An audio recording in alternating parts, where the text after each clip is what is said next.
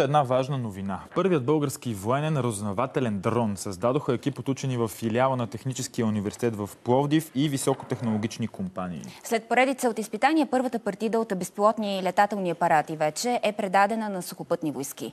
В следващия репортаж разказваме за създаването им, от идеята и научната концепция до полевите изпитания на едно летище. От научна разработка и лабораторни тестове с подкрепа на бизнеса до завършен високотехнологичен летателен апарат с възможности, които въоръжените ни сили досега не са използвали. Това е пътя на създаване на първия изцяло български дрон за разузнаване и картографиране. Този път ние го направихме съвсем успешно, така че сега да имаме готов продукт, който да доставяме на сухопътни войски. Първият образец на безпилотния самолет е направен през 2014 година и всички модели след това преминават изпитвания в лабораторния аеродинамичен комплекс на университета. Лазерно-оптична система, която ни позволява да измерим и визуализираме всичко това, което се случва в въздушното течение, което обтича летателния апарат или обект. Създадения на базата на научните изследвания дрон за картографиране и разузнаване е високотехнологичен летателен апарат и изпълнява задачи, които доскоро са били присъщи за по-висок клас самолети.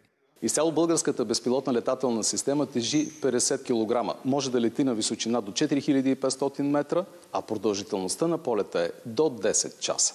Това, в което в момента е имплементирано в този безпилотен летателен апарат, са камери за дневен и нощен обзор, лазерни далекомери, целеуказване и един сензор, който може би е уникален за нашата армия. Това е радиолокационна станция с синтезирана апертура, която позволява картографиране на местността в радиочестотния спектър, нещо, което сега не е правено в България.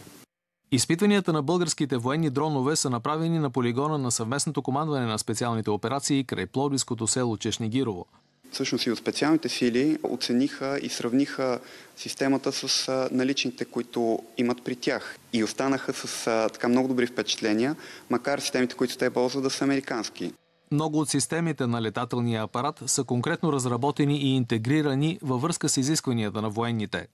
Нуждаем се да реализираме много проекти, свързани с модернизацията на сухопътните войски, защото проекта за бойните машини Страйкър само е един.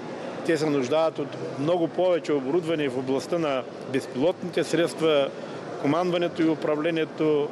Дрона има автопилот, който работи при излитане и кацане, но вече се подготвят и оператори за прецизното му използване и управление. Първият етап на обучението им е завършил с изпит пред Главна дирекция Гражданска въздухоплавателна администрация, тъй като военните все още нямат такава структура. Това е и голямото наше притеснение. Техниката става все по-модерна, с все по-големи възможности, но без хора, които да използват пълноценно. Общо взето това е трудна задача.